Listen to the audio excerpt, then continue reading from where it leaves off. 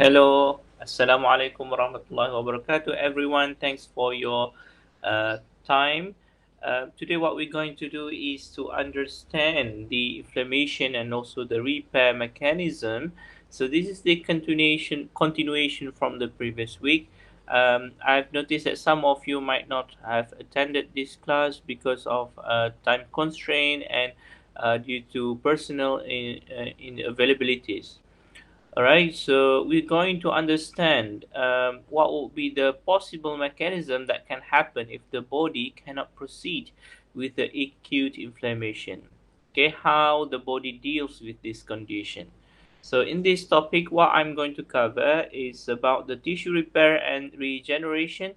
So, this possibly the outcomes if the body are unable to tolerate the acute inflammation anymore. Um, Control of cell proliferation, we will see how the cell decide whether to proliferate or they just die by the programmed cell death. We call it apoptosis.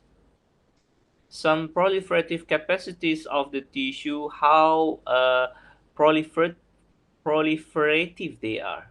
Okay, can see how would be the tendency for them to keep on dividing themselves.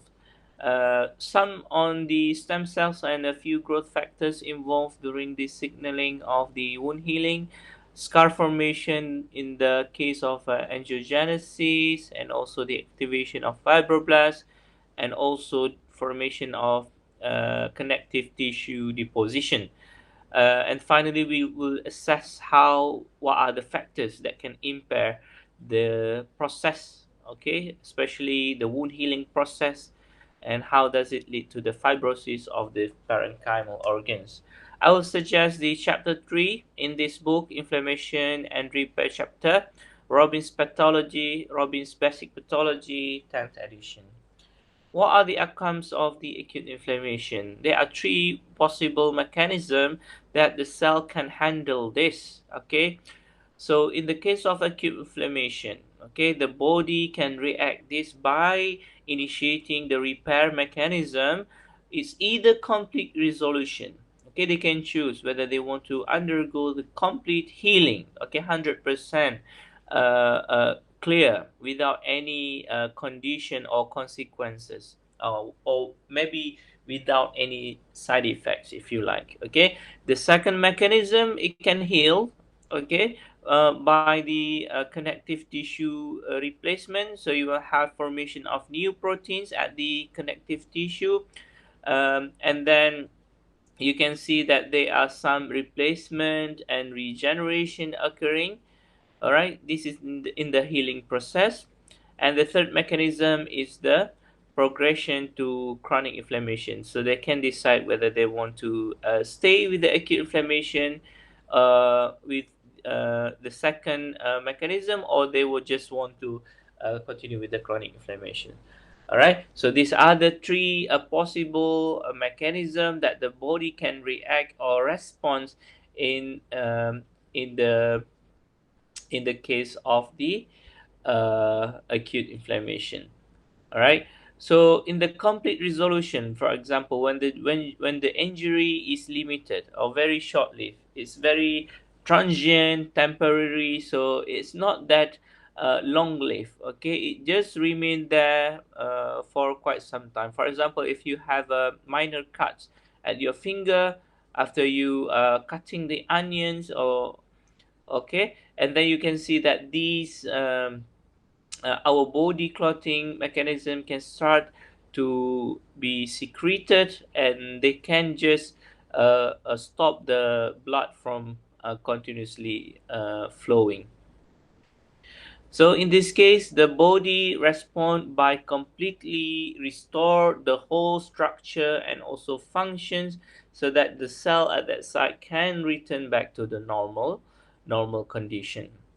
All right. The second mechanism, it's dealing with the connective tissue configuration rearrangement. So some of the connective tissue is affected, and you need to replace all the proteins at this site. Okay, the connective tissue proteins. However, Okay. However, since this is the second decision or second mechanism, the inflammatory injury involve tissue incapable of regeneration. At this site, it's very less likely that they can regenerate. Okay, like the first one. The first one is the gold standard. They can completely restore the function, but inside the second mechanism, they can change the structure or configuration of the tissues.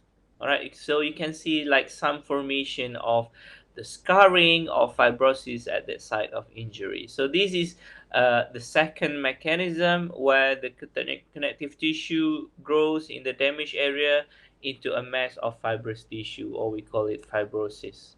All right, so it's kind of want to make a new connective tissue, but they have failed to restore it similarly like the before injury. Okay, so the third one is the progression to chronic inflammation. So this is the decision, the third decision. If they unable to do the first one and the second one, they can just proceed to the chronic inflammation, where there is a persistent injury, injurious agent at the site. Okay, when there is an interference with the normal healing process, so they automatically can proceed to the chronic inflammation. So what are the chronic inflammation? It's a type of inflammatory response, okay, but the time is the determining factor. If it's occur between a few minutes or few hours, you can consider it as the acute inflammation. But if it persists a bit longer, it can be categorized as the chronic inflammation. So these are the inflammation, tissue injury, and the attempts to repair coexist in varying combination. All right. So in the chronic inflammations, it's a bit tedious and it's a bit complicated because it's involved the other pathway, which is the repair pathway. Okay. Um, at some cases, okay, it can follow acute inflammation. It can be also begin insidiously, means that without you knowing it, okay, secretly, okay, it can begin secretly without any signs that they can induce a injury.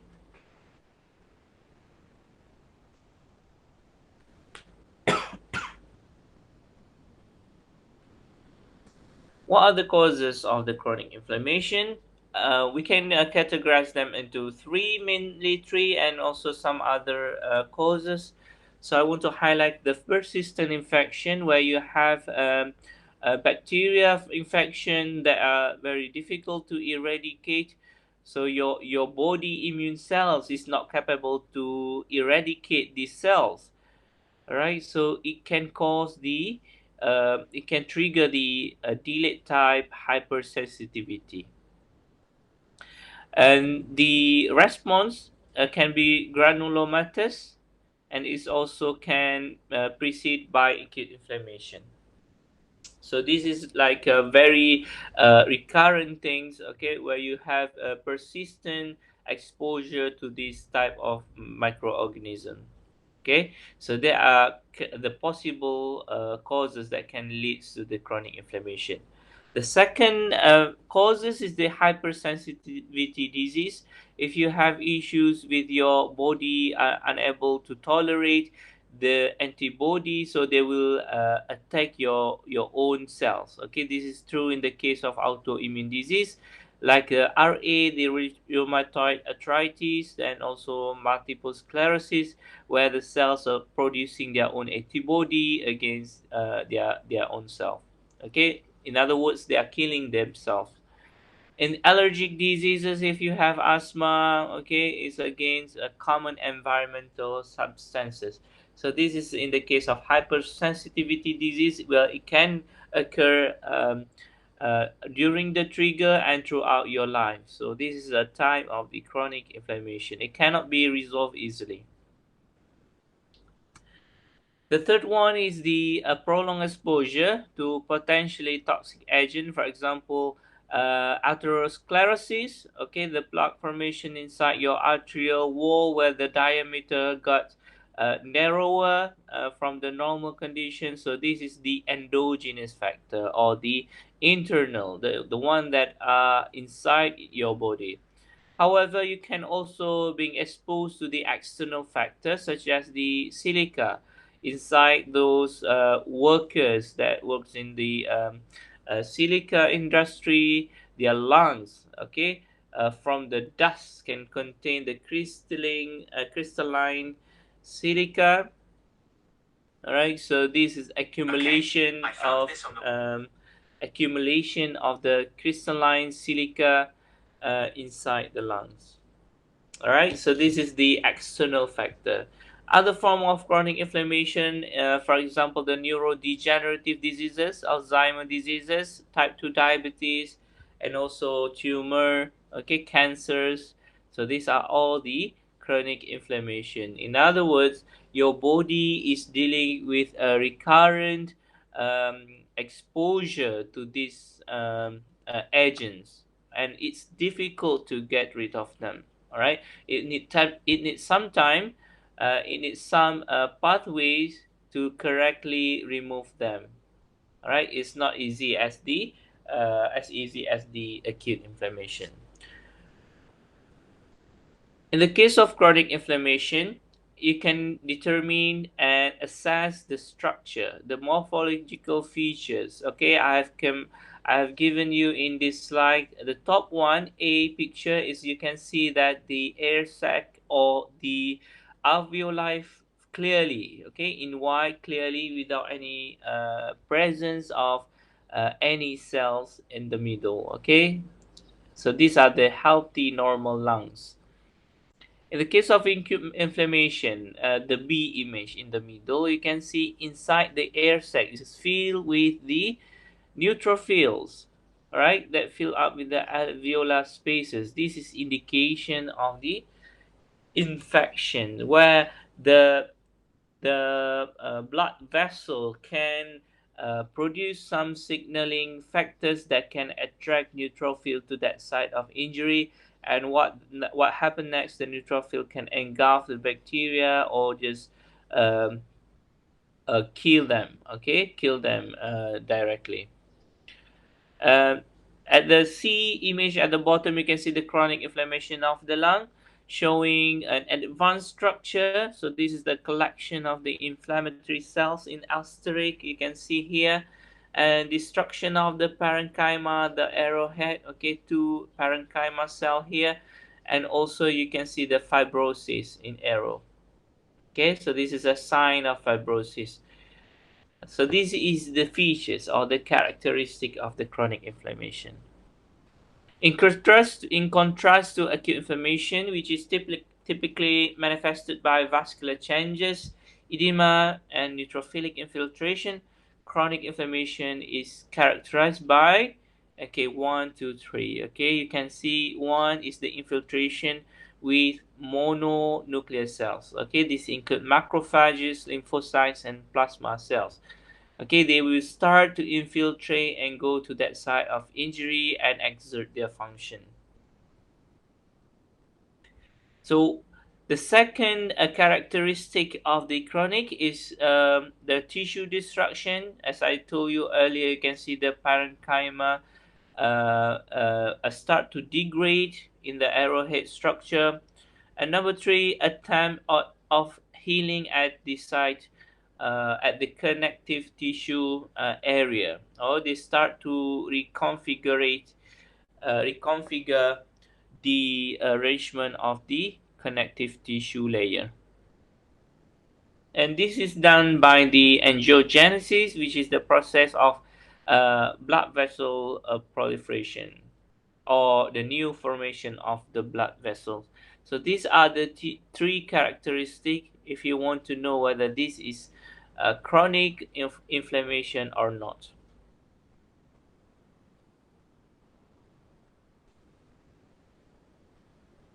Cell and mediators of chronic inflammation. You have the main key player here, which is the macrophages.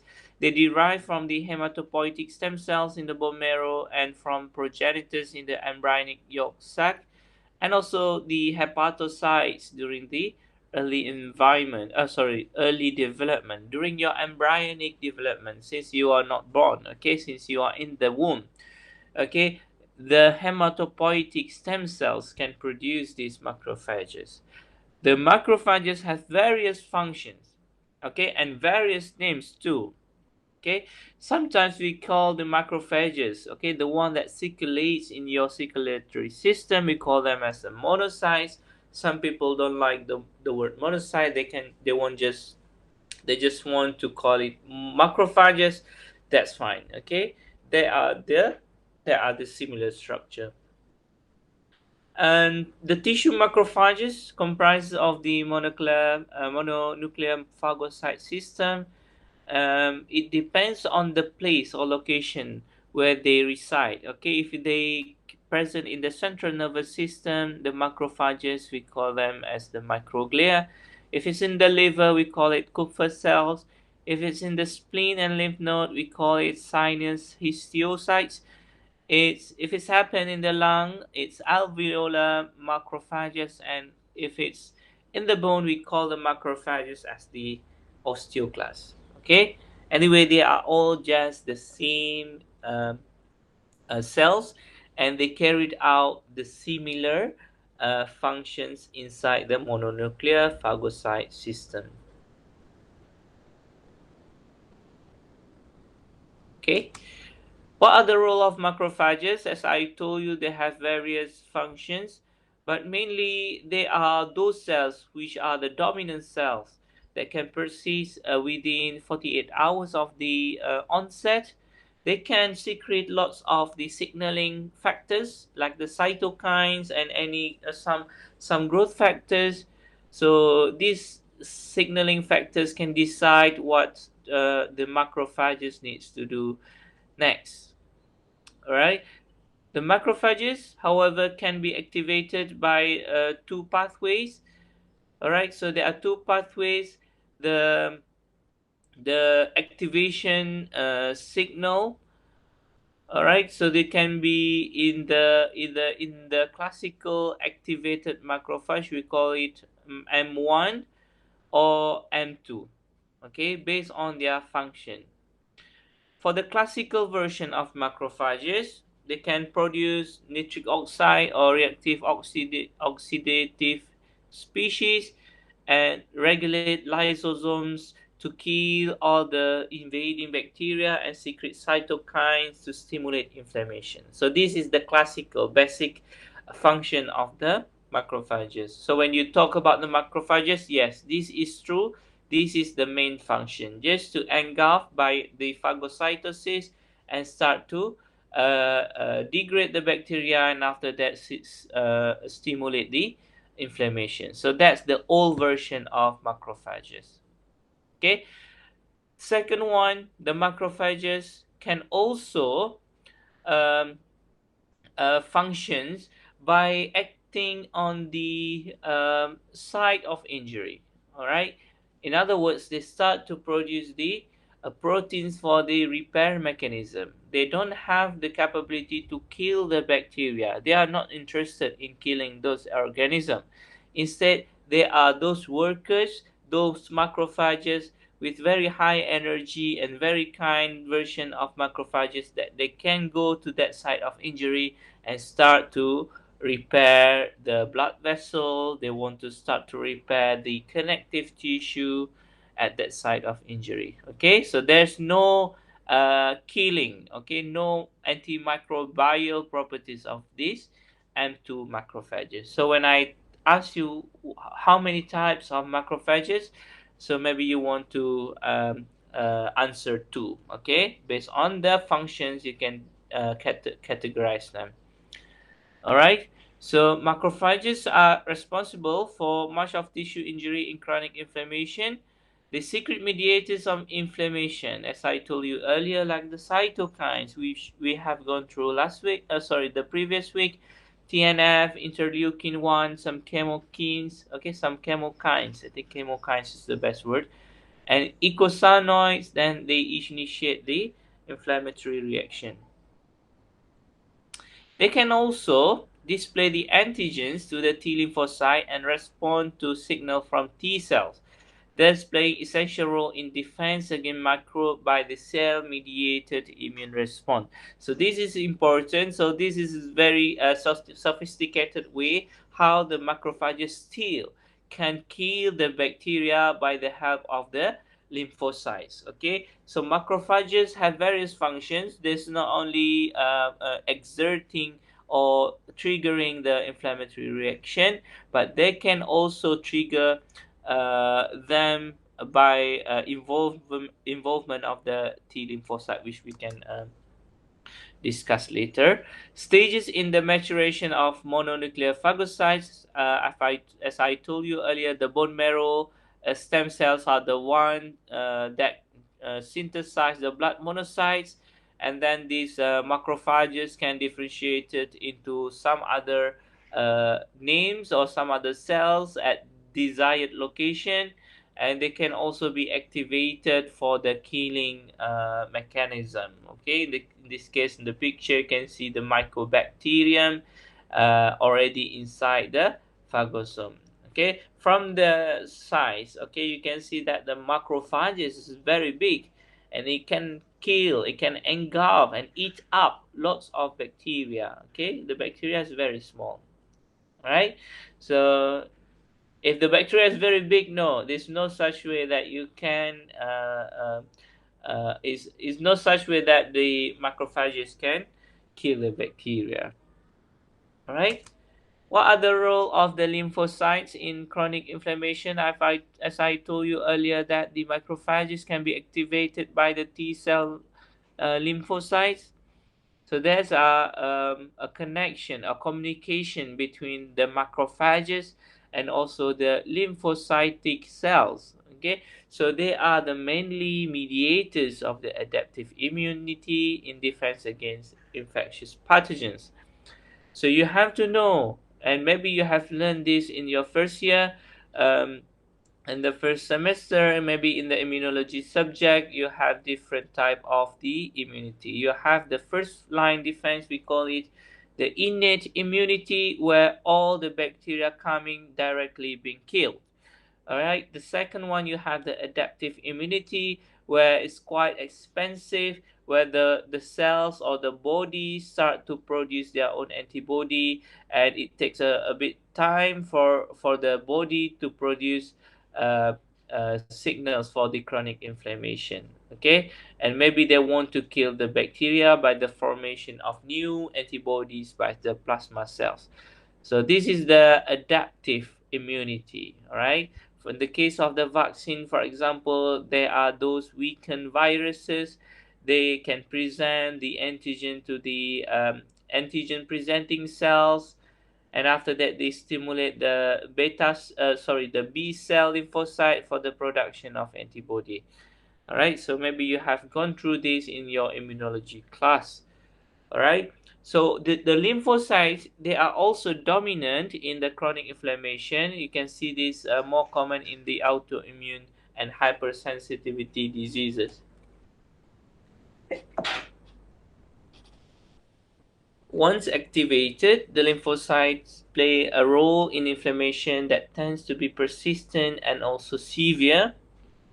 The granulomatous inflammation is one of the strongest chronic inflammation that is lymphocytes dependent.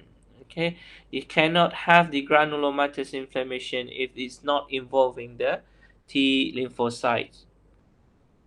The microorganism and also the environmental antigens, they will activate the T and also the B lymphocytes that can trigger the chronic inflammation. They can secrete the cytokines or the CD4 T lymphocytes that promote and also influence the inflammatory reaction. Okay, so the accumulation of the lymphocytes, the APC, which is the antigen presenting cells, and also plasma cells together they will form the tertiary lymphoid organs, all right, that resemble the follicles of lymph nodes. Okay, so you have in your lymphatic system, you have all these lymphocytes that resides there and waits for the body to give any response to the bacteria, and after that they can initiate this tertiary lymphoid system to induce the chronic inflammation. This is example like in synovium of patient with long-standing rheumatoid arthritis. All right, in thyroid hormone misregulation in thyroid inflammation, in Hashimoto thyroiditis, in gastric mucosa with the Helicobacter pylori infection. So this is the possible diseases that you can see that there will be accumulation of the lymphocyte and all these APC and plasma cells for the chronic inflammation purposes. What are the other cells involved in the chronic inflammation? You can find the eosinophils. These are the granulocytes. They are abundant in immune reaction mediated by immunoglobulin E. They have granules, as I've mentioned in the previous week. These granules contain the antimicrobial enzyme. Okay, they are toxic to the bacteria. They are abundant in parasitic infection. So these are the common cells that can go directly to that site of injury and also mediate their function. For the mast cells, it's mostly in the connective tissue. It functions to produce the histamines, which also are considered as the mediators. It can function to secrete other cytokines, the prostaglandins. Okay, so these are true in the case of allergic reactions or hypersensitivity diseases. Neutrophils, the white blood cells, okay, which also multinucleated cells. There are long-standing chronic inflammation, continue to show large number of neutrophil. Okay, so you see just now I've shown you the morphological features of the normal lung and the acute inflammation, where you can see the infiltration of the neutrophils in the air sac. So these are the example of other cells that involve in the chronic inflammation. So this is the structure of the antibody. Maybe you want to know what are the Fc region and also the FAB arm. Okay, this is the mast cell through the what do we call the antibody antigen binding. They can initiate the mast cell to degranulate or kill the bacteria. So this is true in the case of the adaptive immune response. Granulomatous or chronic inflammation, which is a form of chronic inflammation, you can see collection of activated macrophages, the T lymphocytes, and sometimes associated with the central necrosis. Okay, the necrosis is the cell death. Okay, the killing of the cells. Okay, the granuloma formation is a cellular attempt to contain an offending agent that is difficult to eradicate, where the body or the cells are unable to get rid of all these microorganisms. They will form the granuloma. And this will lead to the T lymphocyte activation, resulting in the macrophage activation. Okay, the T cell lymphocyte, you need to know that one of the function is to activate the macrophage. Okay, so the inactivated macrophage cannot produce any signals. Okay, it just reside at the site or the tissue and just carry out normal functions. Okay, it's just like a dormant stage. They just reside there. Okay, once they got any activation of signal, they quickly become activated and exert the functions. Macrophages may fuse, forming multinucleated giant cells. Okay, they can build up, making a bigger and bigger cells. Macrophages may develop abundant cytoplasm and resemble epithelial cells called the epithelioid cells. Okay, so they also can camouflage or change their organization and rearrange to form like the epithelial cells. Another type of granuloma, which is a foreign body granuloma, it forms in the absence of the T cell. They don't need the T lymphocyte to initiate the immune response. It forms around the material like the talc with IV drug abuse, sutures, and large fibers. So they are coming from outside, so not from the inside. So they are foreign body. They prevent phagocytosis by macrophages, so they are not involving any immunological reaction or system. Sorry, they're causing the chronic inflammation, but they are not immunologic in terms of their nature. The foreign body is identified in the center of the granuloma. Epithelial cells and giant cells are close to the surface of foreign body. So this is example of the foreign body granuloma. For example, you have the wood splinter. I think in Malay they call it selumba. So when it's stuck in your middle, between your two fingers, maybe, so it can show some in a structure. So we call it this as the foreign body granuloma.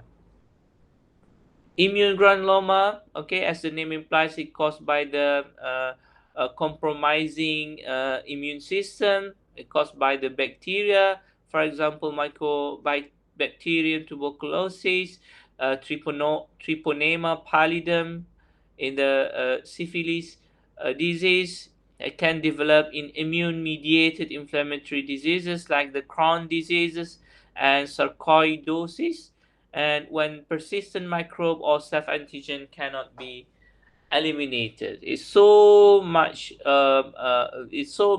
bacteria in the body, all right, that the macrophages or the natural killer cells or neutrophil cannot respond to this overwhelmingly high amount of bacteria. So this can trigger the chronic inflammation too. Tuberculosis, we call it specifically tuberculosis granuloma.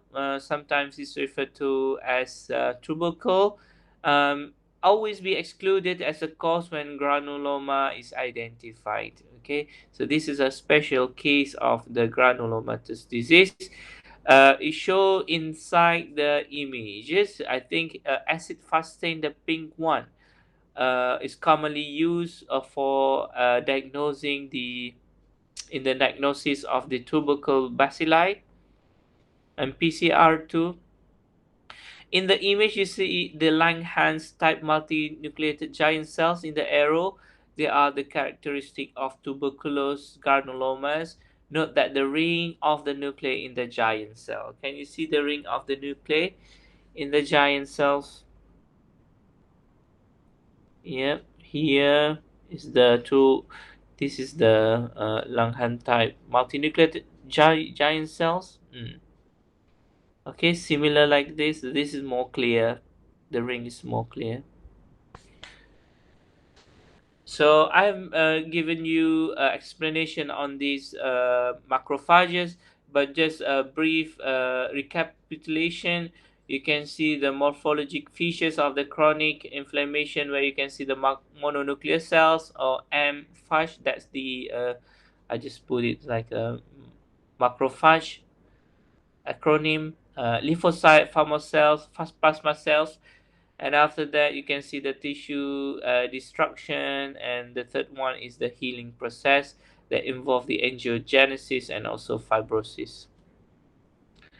Inside the blood vessel, you can see the circulating monocyte, and it become adherent to the endothelial wall and start to immigrate outside from the blood vessel. And there are various ways that these inactive macrophages can be activated.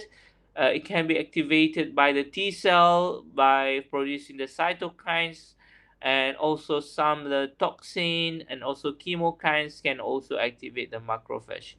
Based on these signals, they can determine what type of things, what type of work that the activated macrophage can do. All right, so it can decide whether they want to proceed with the tissue injury or they want just undergo fibrosis.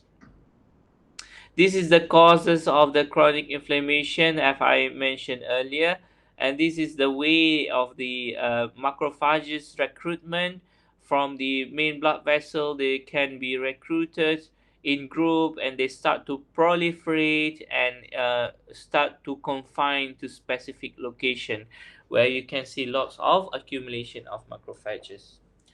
This is another explanation where you can see the process of the activation for the macrophages. Start with the T lymphocytes.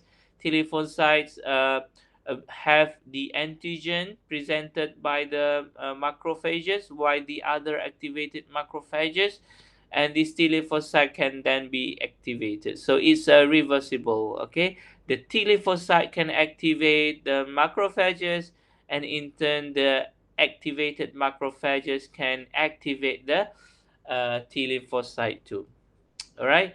So just follow this arrow here. You can see the activated T lymphocyte can secrete lots of mediators, and in this case, they excreting the interferon gamma, which can activate the macrophage. So the macrophage can then induce some other cells to exert their function.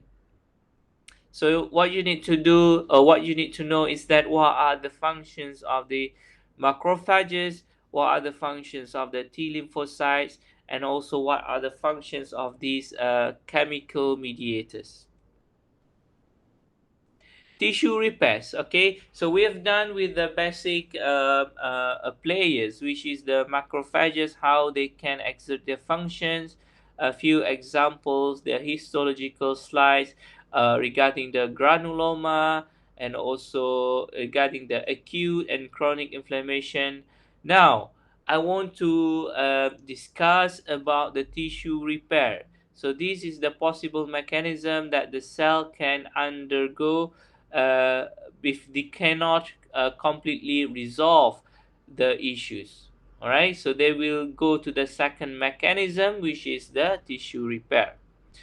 Inflammatory response to microbes or some endotoxins, some injured tissues are not only eliminate these dangers, but also it sets into motion the process of tissue repair. This is critical for the survival of the tissue. Okay, they need to quickly heal this and fill up these injury sites. All right. So how do we know that the cells want to undergo tissue repair or not? How the cell decides? Anyone? All right. So the cell can decide by it depends on the severity of the injury. Okay, if the injury is normal or maybe just a minor cut, so it's possible for the cells just to regenerate and restore the functions. If it's not, then maybe it's involved a very deep wound where the connective tissue is severely altered.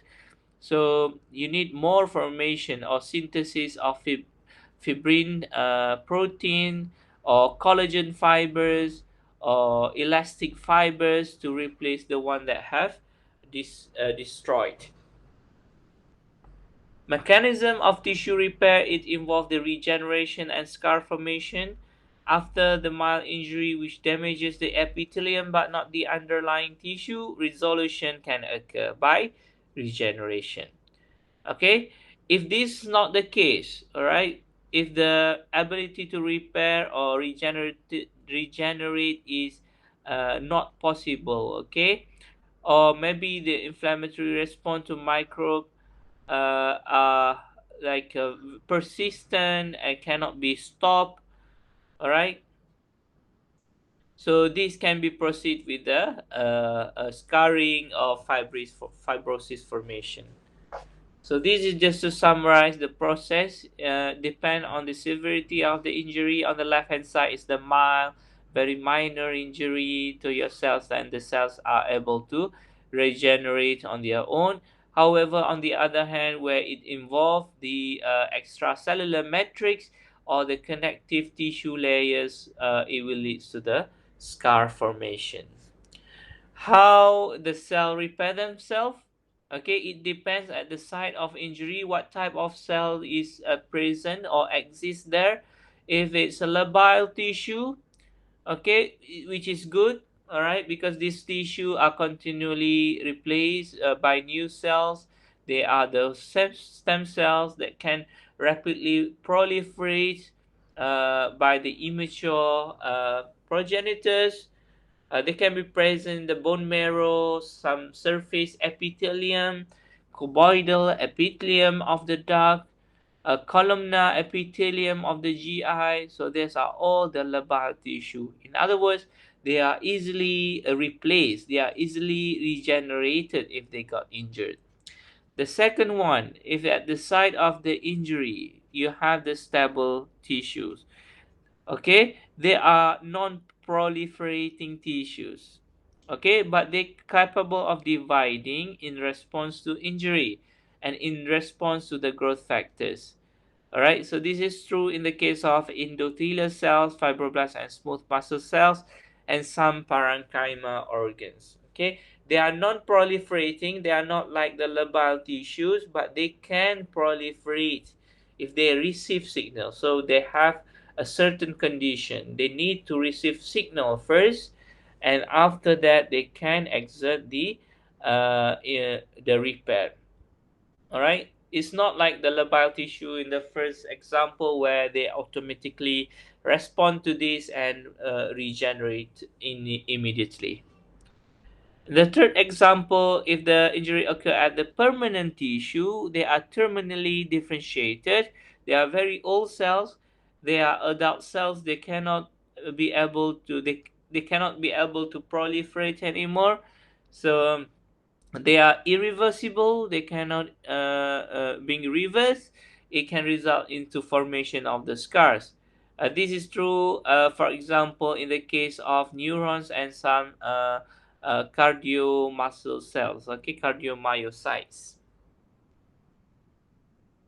So I've mentioned about this repair by regeneration.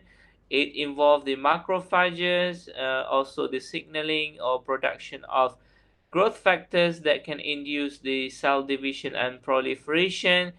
You can see there's an involvement of rearrangement of the ECM, the extracellular matrix, and also some integrin protein that can initiate this process.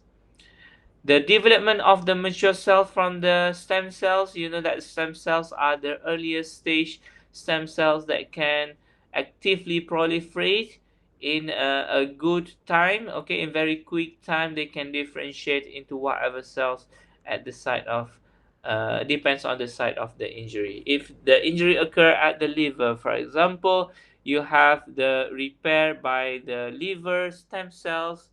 Okay, there are those early stem cells that can regenerate. All right, so this is the classic example. You can read this through.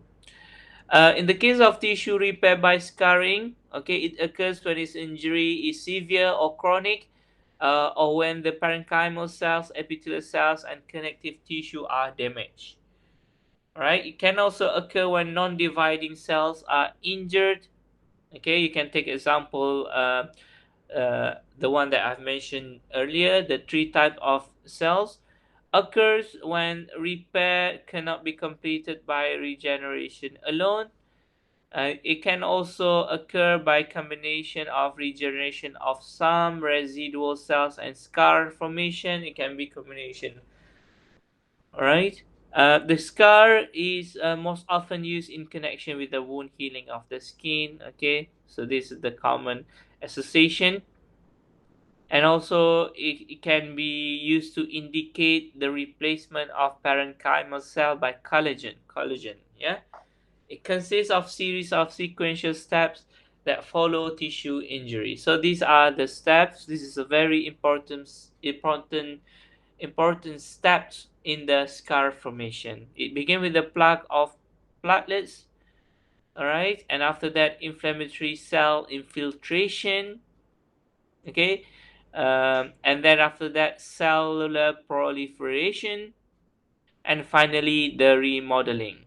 All right, this is important, especially in your quiz and also in your examinations. Okay, when I ask you about the steps, what are the steps in scar formation, or can you explain the steps involved in the scar formation, maybe you want to come out with this answer. So this is just the summary how this process can be occur. Okay, the first one you can see that's a large wound. Okay, we call it the formation of hemostatic plaque and inflammation. At B you can see proliferation of the epithelial cells. All right, lesser red structure there, a red color there means that you have formed a new connective tissue proteins, and finally remodeling to produce fibrous scar. Okay, you need to note that the fibrous scar is not essentially or not necessarily similar to your healthy cells. Okay, they may have a different morphology or structure. Right, the scar takes time to heal and become back to your normal skin cells, for example. And okay, they have some marks there. This is an example of angiogenesis. So the angiogenesis is the process of formation of new blood vessels. Okay, they want to supply a new oxygen and also new bloods to the new cells so that they can produce energy in the form of ATP, and after that they can continue with the proliferation and also restoration of the function. Okay, so this is the step. What are the factors that impair tissue repair? So it could be some form of infection. It can prolong the inflammation. It can impede or delay the healing process, and increase of local tissue injury. In the case of diabetes, right? Why diabetic patient, it takes some time for them to repair their tissue. Maybe you want to find out. Okay, some dietary involvement, nutritional status. Okay, the diets you are taking, is it healthy? Does it contain vitamins? Did you take enough vitamin K, vegetables? Right, glucocorticoids, the steroids, the functions to inhibit the transforming growth factor beta and start to diminish fibrosis, causing the formation of scar. Some mechanical factors, pressure, tension, okay, to the wound site, poor perfusion, foreign bodies. Okay, so these are all the factors that can impair the process of wound healing or tissue repair. When we talk about the cutaneous wound healing, what are the process? It involves the inflammation. First, after that, the formation of granulation, tissue or granuloma, and finally the extracellular matrix remodeling. Okay, it's quite similar to the scar formation just now. The healing process can be carried out via two way. Okay, the first one is the first indentation, or we call it the primary union, where the epithelial regeneration with minimal scarring. It's a well opposed surgical incision. Okay, just an example. The second intention, which is the secondary union, where you have the large wounds that heal by regeneration and scarring, and you can see the extensive scarring and wound contraction occur. What are the defects in healing? Okay, in the case of chronic wounds, all right. So this is just a clinical example where you can find it in the hospital, okay, in the ward or in the clinic. the venous leg ulcer, all right, the arterial ulcer, the pressure ulcer, the diabetic ulcer, okay, the diabetic foot ulcer, okay, the same thing. These are all the chronic wounds. It's very difficult to heal, and sometimes they will produce the scar formation. So this is the example of these clinical manifestation of the chronic inflammation that I have mentioned earlier. In the case in the case of excessive scarring, you can have two forms, which is the hypertrophic scar or keloid. So this is a different type of excessive scarring. Don't get confused. You also have the exuberant granulation, formation of excessive amount of granulation tissue that protrude above the surrounding skin and block reepithelialization. You can see that they are formed a bit higher, okay, than the normal tissue there, okay, like a form, like a mass. All right. Other than that, you can see the contraction, which is the exaggeration of wound contraction, result in deformities of the wound and also the surrounding tissues. This is common on palms, soles, anterior thorax, especially after burn, and also it limits the movement of joints. So this is an example of the excessive scarring. So this on the left hand side is the keloid inside the black woman as a reaction of having her earlobe pierced. All right, on the right hand side, the dermis is markedly thickened by the presence of collagen bundles with random orientation and abundant cells. Okay, as I mentioned earlier, in the connective tissue area where the collagens or elastic fibers or fibrins or some other connective tissue, they want to rearrange and they want to reconfigure their shape as a result of the chronic inflammation. This is just the chronic wounds. Maybe you want to read about it, okay. So this is an example of the chronic inflammation, the case of excessive scarring. In the case of fibrosis, it most often indicates the deposition of the collagen fibers. It leads to the chronic inflammation. It involves the proliferation and activation of macrophages. Um, TGF beta, okay, this is very essential growth factors involved in the fibrosis formation, and also the granulation of the tissue causes the fibroblast migration, proliferation, and also synthesis some collagen protein, and these also associated with decreased degradation of the extracellular matrix due to inhibition of metalloproteinases. Okay, you need to find out what are the metalloproteinases. All right.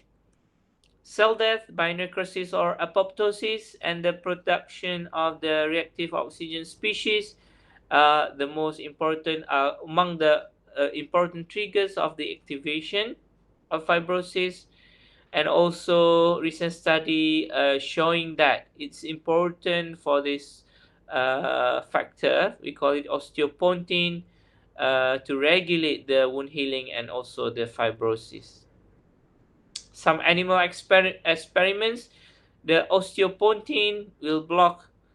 the osteopontin blockage decreases formation of granuloma tissue and scarring. Okay, you need to block the osteopontin so that it can reduce the formation of granuloma. Okay, so this is example of the formation of the fibrosis. Maybe you want to read through. Fibrosis in the parenchyma organ, also important. It refers to the abnormal deposition of collagen that occur in the internal organ, okay, that functions to do some specific activity. Increased activity of TGF beta, which is the main cytokine in the fibrosis, it triggered by these cell death mechanism, necrosis, apoptosis, and also the oxidative burst. Okay, related ROS production. As for example, the fibrotic disorders include the liver cirrhosis, systematic sclerosis, fibrosis of the lung, and also end-stage kidney disease. Alright, so maybe we want to stop right here for a while and then we will continue after this. Okay?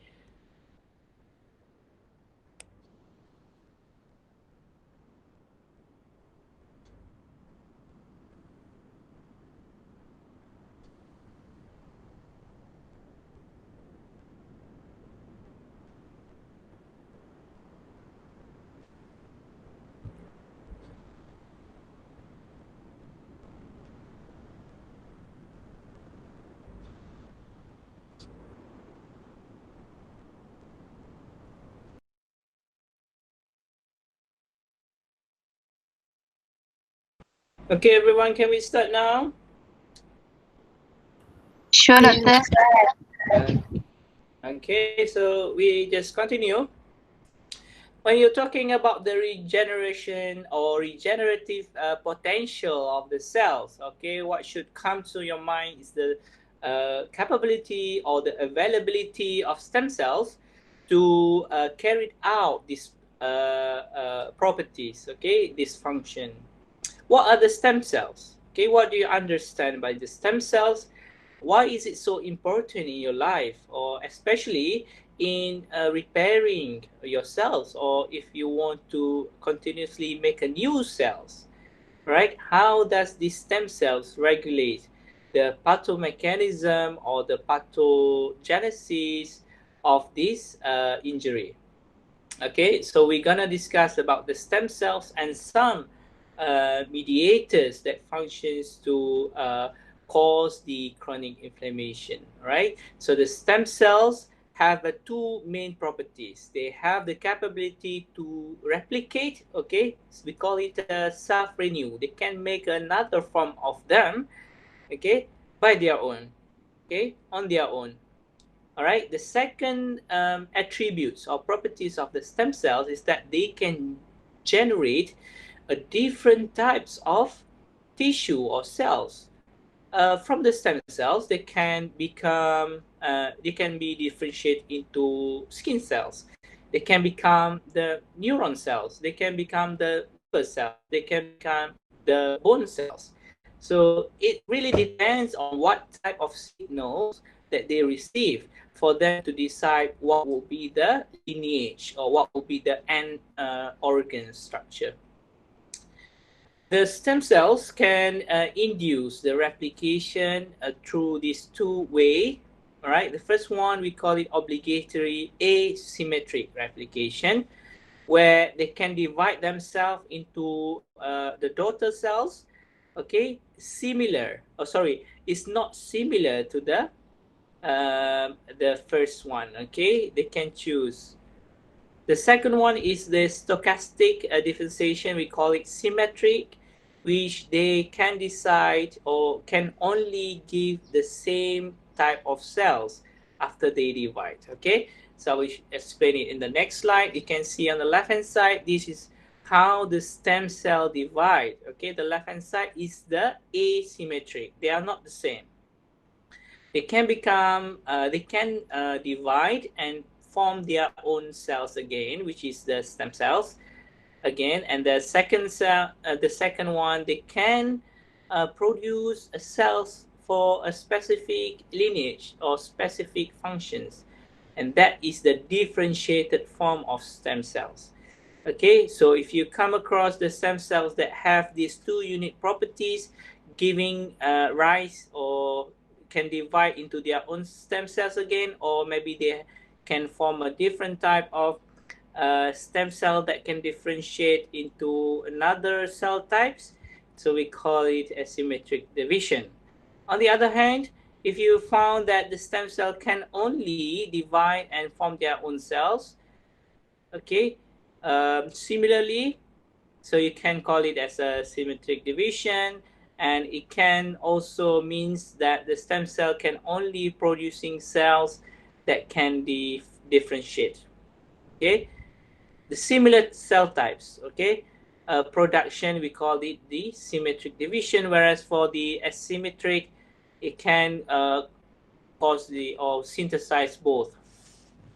What are the adult stem cells? You have the adult stem cells, your skin cell, for example, your eye cells. Okay, so your what do we call your neuron cells? They are all the adult cells. Okay, originated from the stem cells. Okay, you have the cardiac cells. They are the uh, committed cells. They are differentiated form of cells, right? But that they cannot return back to the stem cell structure. Okay, once they become or divided into cardiac cells, they cannot go back to stem cells. Okay, it's irreversible process, right? Once they have lost their function, then they will die. Okay, so the stem cell will then produce a new type of cardiac cells, and this process continue throughout your life. How about the embryonic stem cell? The embryonic stem cells, I circle it in the in the red one, the red circle. You can see the structure of the blastocyst. You know that you're coming from your mom and dad, a sperm and egg. They combine together, mix together, and then they can form the they can undergo the embryonic development by forming various amount of cells up to a point where they reach the blastocyst stage. Inside the blastocyst structure, you can find the inner cell mass in the red circle. So these are the embryonic stem cells. What are the functions of these cells? These cells are the pluripotent cells. That means that they are capable to be differentiated into many different types of cells, right? Okay, so these are the embryonic stem cells. The adult cells are this one, okay? The adult cells are blood cells, cardiac muscle, neural cells, okay? The embryonic stem cells, the one over here inside the red circle. How about the induced pluripotent stem cells? When you heard about the word induce, means you are exogenously, purposely induce them to form a certain structure. For example, I can take your blood cells, and then I want to reprogram your blood cells into stem cells. Okay, and then from that stem cell stage, I want to form the muscle cells. Okay, this is the idea of the induced pluripotent cells. In other words, you can reverse the process from the stem cell itself that's already become the blood cells, and then from the blood cells I can differentiate them into the nerve cells. All right, so that's the current technology. You can differentiate into whatever cells you want. For example, I have my own blood now. I want to use my blood to make more neurons of my brain. Yes, you can do that in the lab. Okay, I will take my own blood, reprogram the cells, and after that, I will give some signals, some growth factors towards the formation of the neuron, and after that the neuron will be implanted on my brain, inside my brain.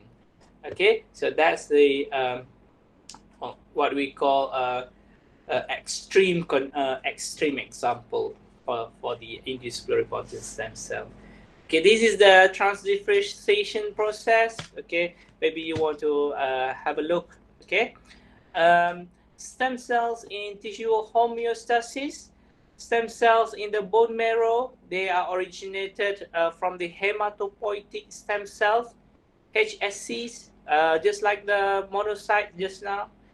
They are the progenitors, they are the early stage cells that can still have the capability to differentiate into whatever cells. Maybe they want to become the red blood cells, maybe they want to become the white blood cells, monocytes or neutrophil.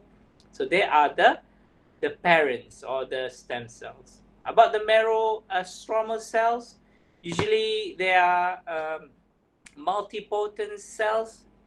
They are different from the pluripotent cells. The pluripotent cells, like the embryonic stem cells, they have unlimited capability to form any organs, but multipotent, they have quite limited number of cells that they can produce. All right.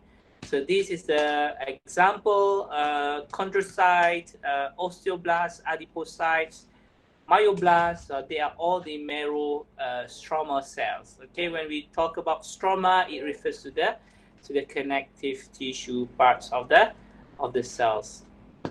Inside the liver, you have the stem cells. We call it liver stem cells.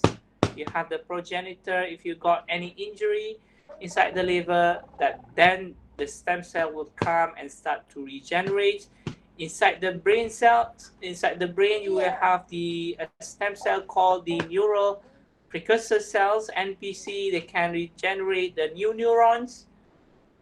Inside your skin, underneath your skin, you have the skin stem cells too.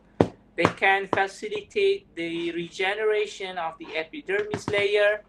Inside your GIT, you have the cells above the Paneth cells. They can keep on dividing to produce a new cells that can stimulate production of some pepsin for some renins, okay, and maintain the pH in your blood. You have some skeletal or cardiac stem cells. This is include the myocytes. Okay, you have the skeletal muscle myocytes. They are located at the beneath the myocyte basal membrane. You have the stem cell, the eye stem cell. We call it LSC, limbal stem cells. Right between the epithelium of your cornea and conjunctiva. If you got any eye injury, if you got any cuts or wound, they are all the stem cells that can accumulate at the site of injury and start to heal the wound. All right, so that's an example of the stem cells that we have in the body. Obviously, there's a lot more, but I will just limit to the most important parts. Okay. How about the cell cycle and how the cell control the replication process? This is very important mechanism. Okay, hang on, yeah, wait, yeah, I will need to wait.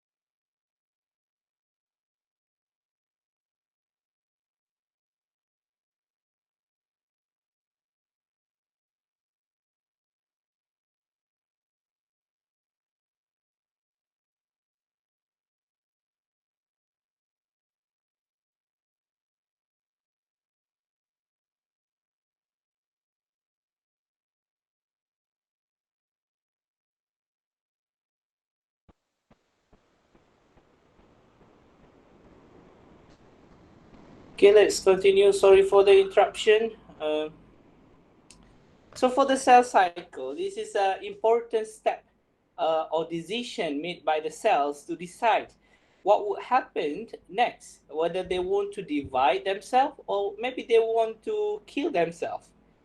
Right? So obviously, just like the one that you have learned in the first year, maybe in the first semester regarding the mitosis, right? So these are all the checkpoints that they need to go through. Okay, this is the phases that each and every cells in the body need to undergo, and to go through this one they need to pass from the one step to the other. Okay, so this main aim is to replicate, okay, or to divide the cells into a few more cells. Okay, so this is the cell cycle uh, checkpoints. Okay, the phases are the G1, where the pre-synthetic, the S is where the DNA being synthesized, G2 phase is the pre-mitotic phase, M phase, which is the mitosis. G naught is the for the quiescent cells. Okay. Each completion from the previous phase, okay, depend on the type of activation or type of signals that they receive, right? At which an essential gene function is deficient. They have multiple control and redundancy, particularly during transition between G1 and S phases. The controls include activators and some inhibitors, as well as sensors responsible for the checkpoints. Cells that enter the G1 either from G0 or after completing mitosis. All right, so this transition uh, is quite easy, but I don't know why is it so lengthy here. But it involved the transcriptional activation of large set of the genes. This might include the proto-oncogenes, for example, the P53. So P53 proto-oncogene is the common gene that regulates the formation or the normal division of your cells. All right.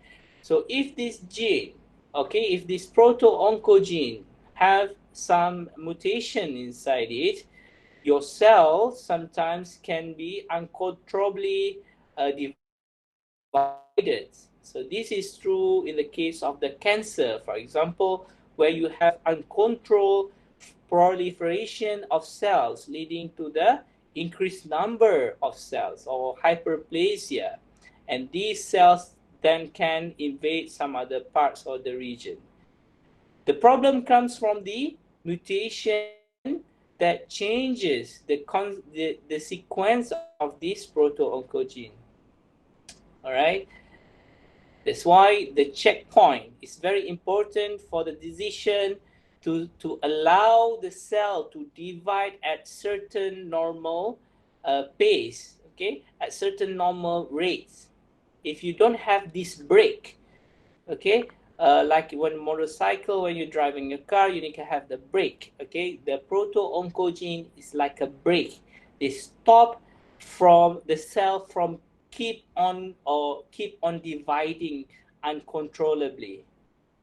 Okay, it should put some brake there so that the cell can be normally regulated and forming only required number of cell at the injury site. All right, so this is other explanation. I summarize it into a figure here. Maybe it's become clear, but for the explanation, maybe you want to read through what I have put in the slide. In this image, you can see the different cell cycle checkpoints. The first one is where it begins. Okay, it starts when the cell's big enough and has made the proper protein for the synthesis phase. If not, the cell can go resting period. Okay, they rest for a while. Okay, maybe they are very young kids, kid, they're not ready for the division yet, okay, until they receive a signal that, okay, this is the time for you to continue with the next phase or the next checkpoint. The second phase or second checkpoint, we call it as the DNA synthesis checkpoint or S phase. This is the further quality check. This to make sure that the DNA configuration, DNA are replicated correctly. Okay, if they found that the DNA has some mutation, maybe they will not continue with the replication. Okay, instead they will just kill themselves. Okay, because the body know, the cells know that the DNA sequence is now not normal.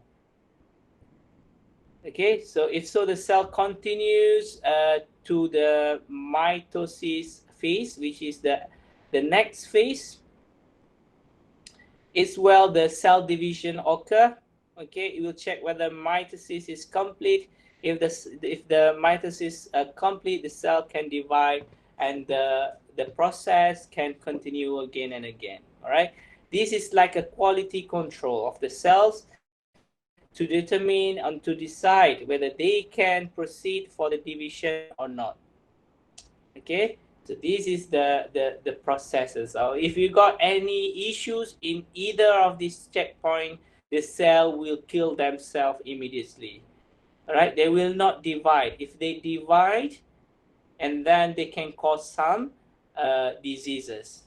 All right, for example, the one I've told you before, if you got any mutation in the proto-oncogene P53, then you have loss of the control to make sure that the cell divide properly, and this lead to the uncontrolled cell division, leading to the tumor formation.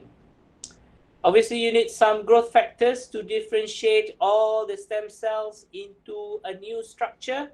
I've put it here and summarized for your reading. This include the attraction of the fibroblasts, PDGF, platelet-derived growth factors, FGF. What do we call FGF is fibroblast-like growth factor, I think. Okay, we have the slide next. I think that's the correct one. Transforming growth factor, TGF, MCP. Forgot the name. Maybe I put it somewhere down there. I think inducible protein. Maybe not. No. Forgot. Maybe you need to find it. I put it somewhere. Okay, I forgot about the full name. So these are all the growth factors that can initiate a stem cell, whether what type of functions that it can carry out. Okay, they can perform. If they receive the information or signal from the VEGF, okay, they can initiate the angiogenesis. If they receive the signal from the PDGF, they can induce the collagen secretion, and so on. Okay, so this is the main growth factors that control the various stage in the repair mechanism. We will go through one by one. Here is the EGF, epidermal growth factor. It is mitogenic for a variety of epithelial cells, cells of your skin, of your liver, all right, of your lungs. They are all the epithelial-like cells. They can induce or they can have the receptor for the epidermal growth factor. This epidermal growth factor can be produced by many types of cells. Right, for example, during the skin wound, they can be secreted by the keratinocytes. They can initiate the migration of the macrophage to the injury site. You have the TGF alpha. All right, so these are all the factors, right, that functions to initiate the differentiation of the stem cells so that it can continue with the repair mechanism. Hepatocyte growth factor, as the name implies, it can be found in the liver. Sometimes they call it scatter factor from the fibroblasts inside the liver. Okay, it can be produced by most mesenchymal cells as well as the non-parenchymal cells. The main thing here, you need to know the name and what are the functions, where can we find it. Okay, that's more than enough. And what are the functions is the most important part. Okay, some VEGF, a different type of VEGF, I've already mentioned for the new formation of blood vessel. FGF, the fibroblast growth factors. We have lots of different FGF, FGF2, FGF7, FGF9. Okay, they are all have a specific function, but you need to know what are the function of these. That I've only list down the most important one. Okay, they might also contribute some help. Okay, for the angiogenesis in the case of FGF2, re-epithelialization of the skin wound, FGF2. TGF beta usually initiate stem cells to differentiate into some structure, okay, or organs. This is important. The most important signals in the stem cells, they are the most abundant type of signals that can cause the differentiation of stem cell and giving a certain type of protein. For example, here the homodimeric protein can be produced by a variety of different cells in our body. All right, so this homodimeric structure, they have two dimers, all right, side by side, that are present in the platelets, either endothelial cells, lymphocytes, and also macrophages.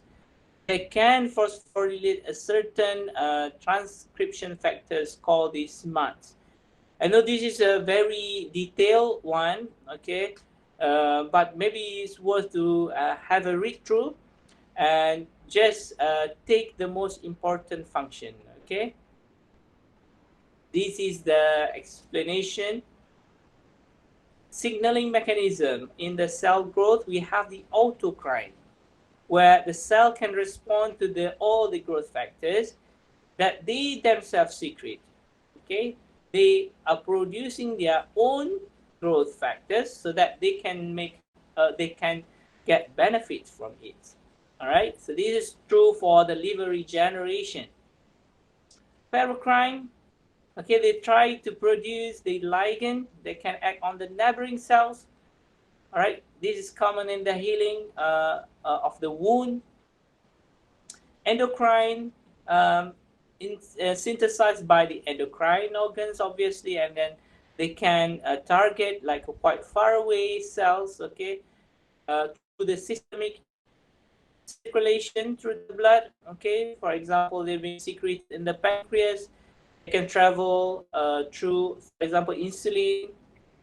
Okay, they can travel through the blood system, systemic circulation, and help the muscle, for example, to uptake any glucose molecule through the glucose transporter. So this is an example of the endocrine. You have learned about this, I guess, right? For the receptor and signal transduction pathway, I don't think this is important for you at the moment. Okay, but if you want to read this, this can equip you with more information. Okay, but it might not be included in the quiz. Okay, so this is quite detailed mechanism, right? Maybe you can learn this in the second or the third year, okay, which is more relevant. But that's fine. You can just have a quick read on this signaling mechanism for this. All right. So some of the organ regeneration involve the connective tissue. uh, um, reorganization. All right, so this is include the collagen, which is the most common connective tissue in the animal world and also in the human too. All right, if you have any problem with the basement membrane, okay, maybe you need to synthesize more laminin so that it can reorganize and rearrange your cells in a correct pattern or not. If this is not the case, then you can have inherited syndrome, for example, the Ehlers-Danlos syndrome, okay, due to the defect or the mutation in the collagen formation. Another connective tissue component, elastin, fibrillin, and elastic fibers, they can be present throughout our body at a different composition. Okay, you can have this read through cell adhesion molecules, also important for the margination of the lymphocytes. Fibronectin, they can initiate the formation of the fibrin network, especially during the clotting mechanism, and it can seal the wound. Some laminin in the basement membrane. There are the glycoprotein that are also functions to um, to make a tightly bound network, so it can initiate the attachment of cells. If you don't have laminin, it's quite difficult for your epithelium to stick to the extracellular matrix. You have some cadherins and also integrins.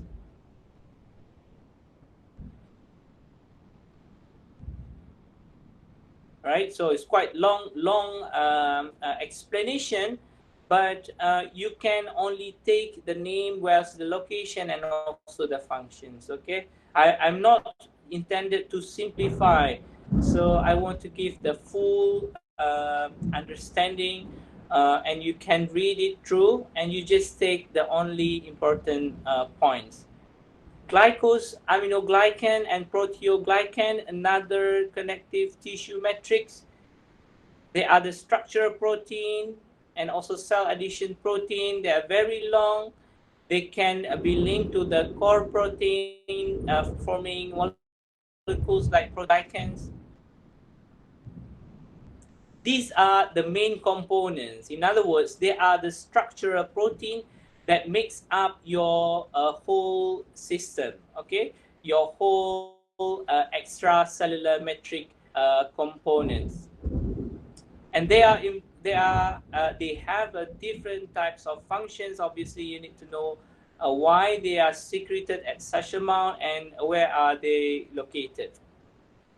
So I think we have gone through just in brief regarding the inflammation and the repair process by the macrophages to initiate the chronic inflammation, and what are the factors that can impair the wound healing or the repair mechanism, and some about the stem cells, how you can understand the process of this differentiation of stem cells, different type of stem cells, which is important for a new structure, scar formation and fibrosis, some process for the scar formation, healing of the wound, fibrosis examples, and all the clinical manifestation. All right. So I am more interested to understand the first part of the inflammation and repair, and after that stem cells. But if you're struggling with the understanding of the signaling pathway mechanism, just let me know. Maybe we can do some quick revision on that part. Okay. So I think it's that's it for today, really.